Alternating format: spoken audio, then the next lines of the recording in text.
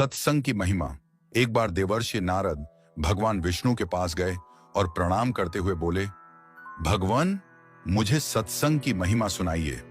भगवान मुस्कुराते हुए बोले, नारद, तुम यहां से आगे जाओ, वहां इमली के पेड़ पर एक रंगीन प्राणी मिलेगा।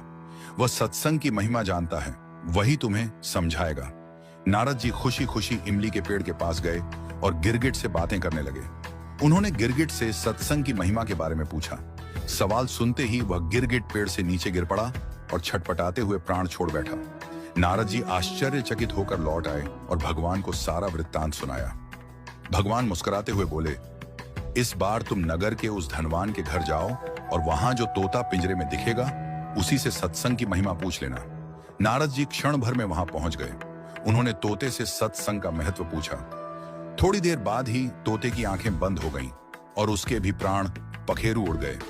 इस बार तो नारद जी भी घबरा गए और दौड़कर भगवान के पास पहुंचे। नारद जी ने कहा, भगवान, यह क्या लीला है? क्या सत्संग का नाम सुनकर मरना ही सत्संग की महिमा है? भगवान हंसते हुए बोले, यह बात भी तुम्हें जल्द ही समझ आ जाएगी। इस बार तुम नगर के राजा के महल में जाओ और उसके नवजात पुत्र से अपना प्रश्न पूछो। नारद जी थर थर कांपने लगे और बोले, अभी तक तो पक्षी ही अपने प्राण छोड़ रहे थे। इस बार यदि वह नवजात राजपुत्र मर गया तो राजा मुझे जीवित नहीं छोड़ेगा। भगवान ने नारद जी को अभयदान दिया। नारद जी ने हिम्मत जुटाई और राजमहल में आए। वहां उनका बड़ा सत्कार किया गया। अब तक राजा को कोई संतान नहीं थी, अतः पुत्र के जन्म पर बड़े आनंदोल्लास से उत्सव मनाया जा रहा था। नारद जी ने डरते डरते राजा से पुत्र के बारे में पूछा।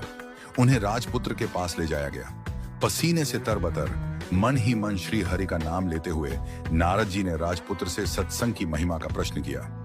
नवजात शिशु हंस पड़ा और बोला, महाराज, चंदन को अपनी सुगंध और अमृत को अपने माधुर्य का पता नहीं होता।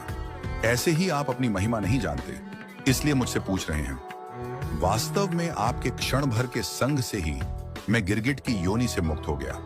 आपके दर्शन मात्र से तोते की क्षुद्र योनि से मुक्त होकर इस मनुष्य जन्म को पा सका।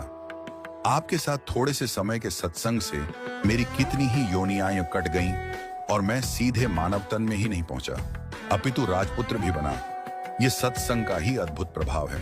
हे देव, अब मुझे आशीर्वाद दें कि मैं मनुष्य जन्म के परम लक्ष्य को पा सकूं। और बालक ने भगवान का नाम जपा, ओम नमो भगवते वासुदेवाय। भगवान विष्णु दूर वैकुंठ में मुस्कुरा रहे थे। उनकी मुस्कान में यह संदेश छिपा था, जितना समय तुम भगवान और भक्तों की संगति में बिताओगे, उतना ही जल्दी तुम्हारे भीतर का अंधकार मिटेगा। सत्संग